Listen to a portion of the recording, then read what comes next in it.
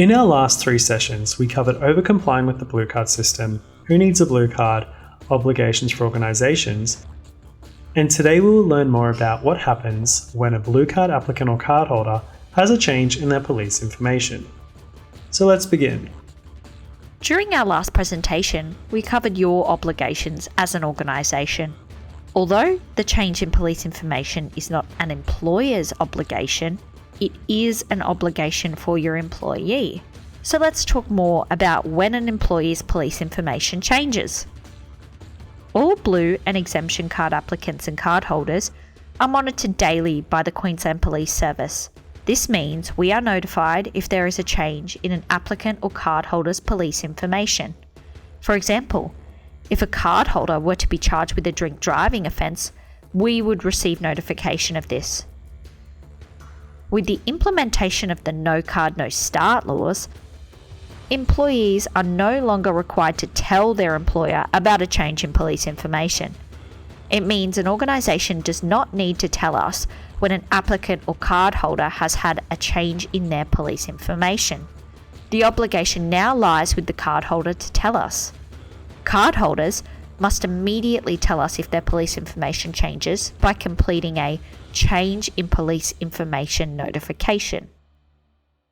Following notification of relevant police or other concerning information about a blue card applicant or cardholder, we may ask the applicant or cardholder to provide a submission, and whether they can continue to hold a blue card may be reassessed. The submission process is where we provide the applicant with all the information that we have received and invite them to give us their side of the story. This provides procedural fairness and natural justice to the applicant. The submission process can be hard to an applicant or cardholder to engage in. A lot of the time, applicants are unsure and do not understand what we are asking from them. We do ask that if you are aware of an employee who is going through this process, you support them through the process or point them in the right direction who can. They can also contact 13YARN if they find the process overwhelming or brings up trauma. Not all changes in a person's police information are relevant to their eligibility to work with children. However, if the information is of concern, we take appropriate action. This can include withdrawing the application. This happens if they've been charged with a serious offence. Once their matter is finalised at court, and depending on the outcome, they can reapply. We can suspend a blue or exemption card. So if a cardholder is charged with a serious or disqualifying offence, we will automatically suspend their card. We are not obliged to assess the cardholder's status until the charge has been finalised at court. We can also cancel a person's blue or exemption card. This happens if a cardholder has been convicted of a disqualifying offence, and may happen if a cardholder is convicted of a serious or other concerning offence. We will notify any linked employers when the change is a change in a cardholder status.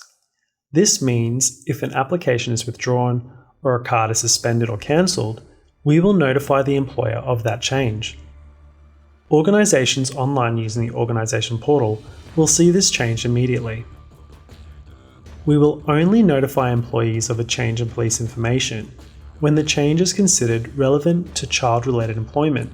For example, if a person is charged with a low-end shoplifting offence, we wouldn't need to tell an employer about that. If you receive notification that there has been a change in an employee's blue card status, you must take immediate action to ensure the employee is not working in child-regulated employment. Your obligations as an employer of a blue card applicant override employment laws, awards and agreements because of Section 356 of the Act, which states, compliance with the Act overrides any other Act or law or any industrial award or agreement, and an employee does not incur any liability because, in compliance with the Act, the employer does not employ or continue to employ the person in regulated employment. We have plenty of resources to help you with your blue card obligations and help with your employees. We have been working with the Local Government Association of Queensland to assist council with their blue card requirements. Check out our website for more information. We also have resources to help you in developing your child and youth risk management strategy and posters to display for various regulated environments. You can also email us at yarn@bluecard.qld.gov.au if you would like further support.